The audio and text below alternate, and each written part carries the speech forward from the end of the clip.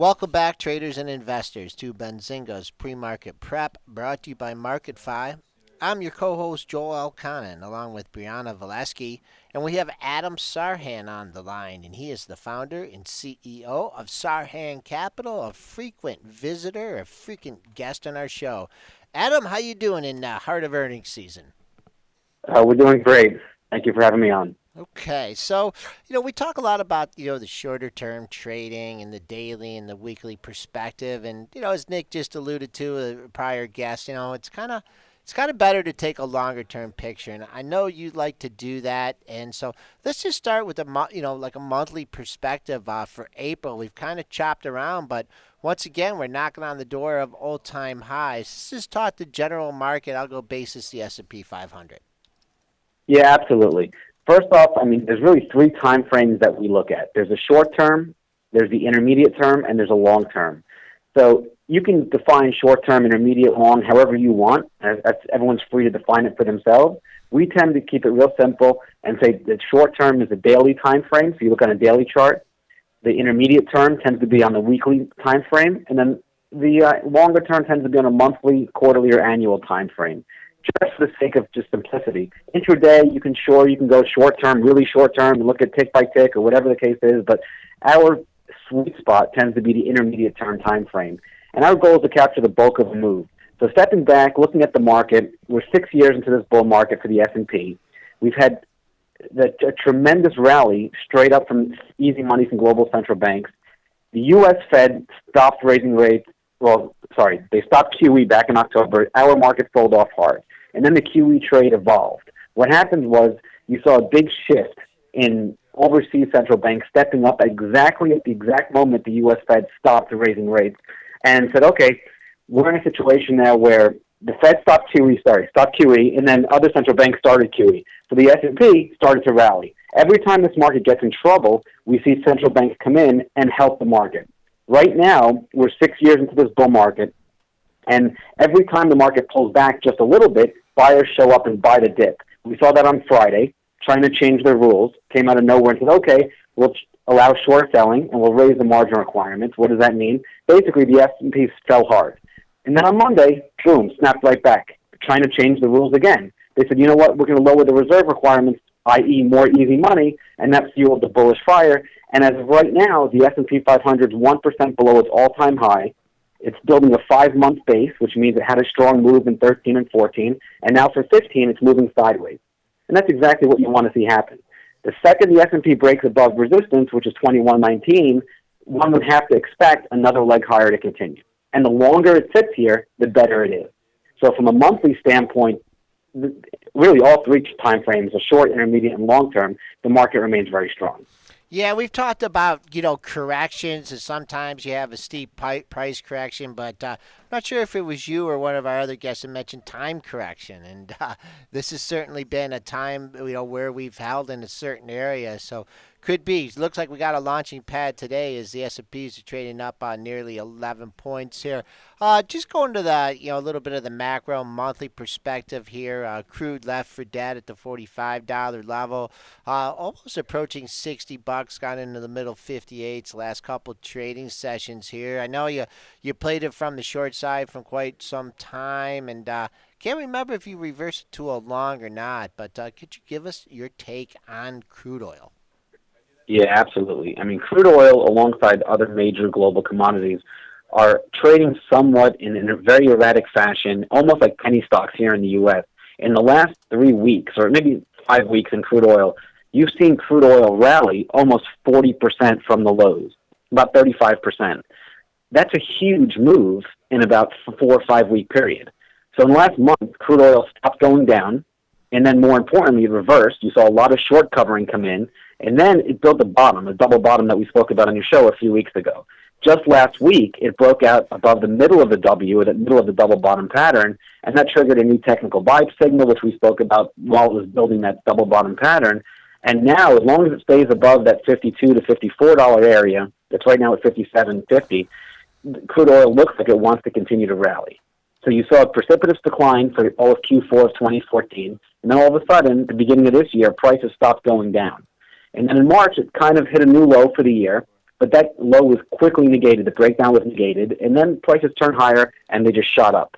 And what's happening now is that we're seeing the right side of that W form. It broke out above the middle of the W, and that's just a technical pattern that people use to say, okay, what's happening? Is this an actual bottom or not? And as of right now, as long as it stays above the middle of that W, which is that $54 area, you have to give the bulls the bullish benefit of the doubt. Okay, so several up days in a row. You're just looking for some continuation. I mean, if you do a longer term retracement of this here, I don't know where you want to pick the top from here. I mean, if you could say the 100 down to 45, we could still trade up into the the middle 60s and still have a bear market in it. Well, that's exactly the point, right? So you have to understand the intermediate and the longer term time frame, going back to that earlier point, remains bearish. So you are in a bear market, and whenever you see these big, large, erratic swings, that's indicative of bear market action. So what's happening right now is that you're seeing the massive, massive swings to the upside, but that's exactly what happens. If you remember back in our bear market in '08 in stocks, you had huge moves up and down. And actually, if you study history, the largest moves that ever happen in any market tend to occur during bear markets. Not always, but the vast majority of time you get massive moves, it's during bear markets. So commodities in general, almost every single major commodity out there is in a bear market. Why? Well, the real easy answer is that global demand is waning, and that remains very weak. That's why these central banks are flooding the system with liquidity. But also, the U.S. dollar is in a massive bull market. So these commodities are priced in dollars. When the dollar goes up, the commodity tends to go down. There's an inverse relationship, all things being equal. But also you have demand going down. So you have a two-pronged approach here why these commodities are under severe pressure, because demand is waning and the dollar is going up. All right, let's talk individual stocks here last week, and not sure if you played the Netflix at all, but holy mackerel, whatever they're doing it right. At least as Wall Street thinks here. Netflix, big move up, new all-time highs, big gap on the upside. How do you look at this thing going forward? Netflix is one of the strongest stocks in the market right now, period. It's just that simple. You saw it last week. They topped 60 million subscribers. Their subscriber base is growing. They're continuing to increase their footprint, so to speak, overseas. I just heard this morning that the Full House TV show is coming back with Kimmy Gibbler and her kids, and then, that whole thing, and they're going to revamp that. They have original content. They're able to bring in eyeballs and then keep you hooked. And they do binge watching, where people go on Netflix and they'll watch a TV series from start to finish, and it'll take a few days, but they won't get up. And that's really what Netflix has. It has the ability to bring people in, but more importantly, have them come back for more. And they are barely scratching the surface in the international market. So the growth prospects are very, very promising for the company. And they really are, even with today's valuation, today's price point, still a good company that could be acquired. You can get a company like Apple, go in there and just say, hey, you guys fit into our ecosystem perfectly. We want to buy you out. And I think large institutions know that. So it's a win-win for Netflix. It's either they get bought out, or more likely they continue to grow organically on their own and then begin to increase earnings quarter after quarter, ... Even though you had a massive gap up a few days ago when they reported earnings were down about 10%. So you're in a situation here where the perception and the future is what matters, not the rearview mirror. And that's why people are paying up for Netflix. Okay, all right. Let's look forward a little bit. Yahoo, after the close of the day, will release earnings, and stock has been kind of range bound as of late. Let's see, the street is looking for 18 cents. Is Yahoo a stock at all on your radar? Yeah, absolutely. Yahoo's got a tremendous, well, first of all, a few things. Yahoo earlier today signed a 10-year deal with Microsoft as a partnership for their search. But also, Yahoo is the strategic partner for Apple. So all of those Apple devices that we love and use, whether it's the iPhone, the new iWatch that's coming out, the tablets, the computers, whenever you type in a search, Apple devices go through Yahoo search. They don't go through Google search, unless if you specifically go google.com. But if you just want to do an organic search in any Apple device, it goes through Yahoo. So they've got great strategic partnerships with Microsoft, with Apple, with lots of other companies as well. And that drives a ton of traffic into Yahoo's ecosystem. So what they're able to do, Marissa Mayer, to her credit, was to send the stock soaring. But more importantly, they made strategic investments that are paying off very, very well. The biggest one is the Alibaba news. And when Alibaba IPO, they have a tremendous amount of cash that they have to deploy. So it's either they do share buybacks, they do strategic, buying into other companies, or spend money in R&D. Point is, however they spend that money, it's a win-win for Yahoo and their bottom line. Yeah, that aggravates me on my phone when I try and search. It always goes to Yahoo, and I'm like changing the settings and everything. But good point. Well, if you're playing, Yahoo, a lot of people like to look at Alibaba as well. Nick Shahir was mentioning, the fraud thing is kind of past, but the stock is still kind of in the doghouse. Range bound, major support at 80. Every time it peaks above 85, it gets beat back down. Any thoughts on Alibaba? Yeah, let's talk about BABA for a second here. Important to note, BABA's in a bear market, defined by a decline of 20% or more from a recent high. So if you look back, that post-IPO rally up to the 120 area, you fell all the way down to $82, the $80 area really, and it's been support. Every time it goes down to 80, it bounces. But more importantly, that's down $40 from the high. So on a percentage basis, you're way past a 20% decline, defining a bear market. So understand that even though the S&P is in a bull market, there are pockets underneath the surface that are in private bear markets.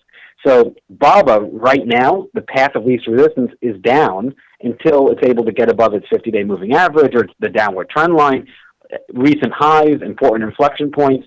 The point is that as long as BABA continues to remain under pressure, stay below, let's say, $86 to $88, the stock's in a bear market, it's probably going lower. Now, anything is possible. We heard last quarter that they had one day, their sales reached, I think it was several billion in a day because they had some kind of holiday. So they are the largest online retailer in China. And China is a massive market, their economy is growing, and more importantly, every single day there are new people entering the middle class. So they have 1.3 billion people in China. If you just take 10% of that, that's almost the entire size of the U.S. population. So as far as the adult population, as consumers that are buying. So you have a massive amount of new entrants coming into the market in China, and they're going to buy products, and they're going to buy goods and services, and as their cost of living not goes up, but they're I guess the way that when they have more money in their pocket because their economy is doing better, they're going to want to spend it, and BABA's in a great position to capitalize on that. Okay. So longer term, I think the stock is going to go higher, but in the short term, it's working off a lot of that froth post-IPO. Okay, Yum Brands due to report after the close today. The street's looking for 72 cents. I mean, I know this thing always moves like $3-4 off earnings here, approaching all-time highs. Yum Brands, talk about that with us, Adam. Yeah, Yum, again, look at a longer-term monthly chart or quarterly chart or annual chart. It's in a very, very strong uptrend. It's right now below all-time highs going back to the 90s. So you have a stock here that's firing on all cylinders. It acts very, very well. It's had a huge run off those '09 lows. And really, it's been in a steady uptrend going back to the early 2000s. So right now, for the last maybe 5-6 quarters, it's moved sideways, perched below all-time highs. And if the stock's able to break out, my level to watch is the 83.50 area. If it's able to break out above 83.58, 83.50, stock's more likely going higher. Okay, Amgen also due to report. I don't know if you caught our biotech show on Friday, but kind of a consensus that not in the bubble yet. Amgen, one of the slower mover of the biotech stocks. Could you give us your take on Amgen, AMGN? Yeah, I definitely caught the show. Phenomenal job. And it's very important to touch on these subjects because the biotechs are one of, if not the strongest bull areas in the market right now. So that having said that, the estimates are 207. The whisper number is 215. So there's a tremendous amount of, expectation built into the stock. So once the company reports, they've had a phenomenal run. Even last year when Yellen talked about the biotechs being frothy or being overvalued, they had initially a little dip back in February, March, and April of last year. And then they surged, and they're up about 40, 50%. Some of these stocks a lot more after her comments. So understand that biotech in general is in a very strong bull market. Amgen is one of the strongest biotech stocks out there. And again, every time it pulls back just a little bit, buyers step in, buy the stock, and send it higher. Right now you have a bullish pattern forming above the 50-day moving average. This stock is maybe 1 or 2% below an all-time high. Stock looks great. And as long as it continues to act healthy, meaning the weakness is being bought and the pullbacks are shallow in size and scope, I'd have to give it the bullish benefit of the doubt and suggest it wants to go higher. You threw out a term there. We don't use it on the show a whole lot. The whisper number. Could you just explain that for our listeners? Absolutely. So every quarter, companies report earnings.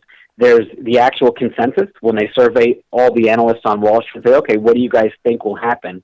And then there's a whisper number, and the whisper is what not just the sell side but the buy side also expects. So in other words, what the analysts project officially is their estimate, but unofficially there's a whisper number, and that's almost like what people are whispering to each other, saying, "Hey, in Amgen's case, the official estimate is 207."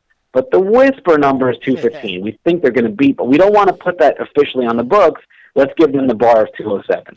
So if they come out and they beat the whisper number and they raise guidance, and then so they paint a rosy picture, for lack of a better way of explaining it, you'd have to expect the stock to go higher. Now, if they miss, sometimes they can beat the estimate, beat the estimate but miss the whisper. The stock still can go up. So the whisper number is more of a softer number, a secondary point instead of a primary point. The primary that everyone focuses on is the actual estimate. Okay, before we let you go, we're on with Adam Sarhan, President and CEO of Sarhan Capital. Apple, nice run up yesterday. You have the Apple Watch, I believe, debuting this weekend. Man, you're hearing all kinds of estimates for how many of these things are going to be sold. Really been consolidating here for quite a long time. Is this going to be one of those things where, wow, I had a chance to buy Apple, 125, 126, 127, 28, and now, they release the watch and the thing gaps up over 130 and makes another leg higher?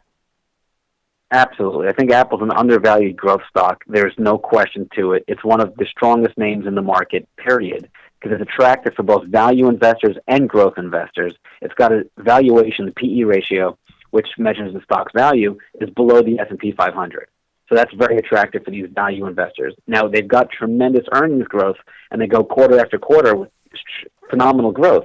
So that's attractive for the growth investors. So there's a tremendous amount of interest in Apple. And when you look at Apple, even the last year alone, it has this pattern of rallying for a few weeks, moving sideways into the 50-day moving average. Might break it just a little bit, which it just happened now last week and a few days ago. But the 50-day moving average more or less is defended. Then it moves sideways for a few weeks, consolidates that gain, rallies again. Moves sideways, consolidates, rallies again. Rinse, wash, repeat. Same thing with Apple. It's a perfect chance right now to get in. You have an exit point clearly below these recent lows. You can get out. If the stock gaps down after earnings, anything is possible. And from my standpoint, the stock's going much higher. Now, it's also important to note that Apple has a history of playing a game with Wall Street, going back to those earnings and estimate and ... They tend to beat numbers, blow away numbers quarter after quarter, but they lower guidance because they want to bring down the estimates for the consensus going forward. So Apple's estimate is 217. The whisper number is 231. They're lofty numbers. But Apple the stock in the short term, if it's a blowaway number, it gaps up and goes higher. But Apple historically tends to fall a little bit after earnings. They do the dance, is what I call it, with Wall Street. They'll lower guidance, and then the next quarter just blow it away. Lower guidance, blow it away. Okay, two quick things here. One, an individual stock. Amazon going into earnings here. Another gap and go. Very bullish situation here. Yeah, you've got big money coming into Amazon. Look at the chart. You can go back to January of this year, and the stock's up nicely this year, even though that the market's sideways. It had a huge move up January all the way up until, I guess, mid-February, and then it's moved sideways for a few weeks. Now it's breaking out again ahead of earnings, and forget the fact the company loses money. This is a big institutional stock. Big institutions want to sink their teeth into it. And actually, your next guest, Gary Karpoff from GaryK.com, is coming up, and he's a great, great guest, and he's got a great eye for the market. He goes out there and he looks at these big institutions, and he's able to identify these big leading stocks. And Amazon's got that criteria of saying, hey, big institutions want to buy it. Okay, any sectors a little bit under the radar here setting up currently? I would look at the rails. If you look at the transportation, the IYT in general has been under pressure. Okay. But just yesterday, a lot of these railroad stocks caught a bid, and they look like they want to go higher.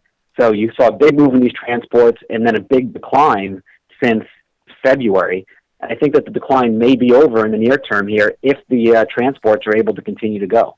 Okay, Adam Sarhan, founder and CEO of Sarhan Capital. Thanks a lot, Adam. We'll speak to you again soon.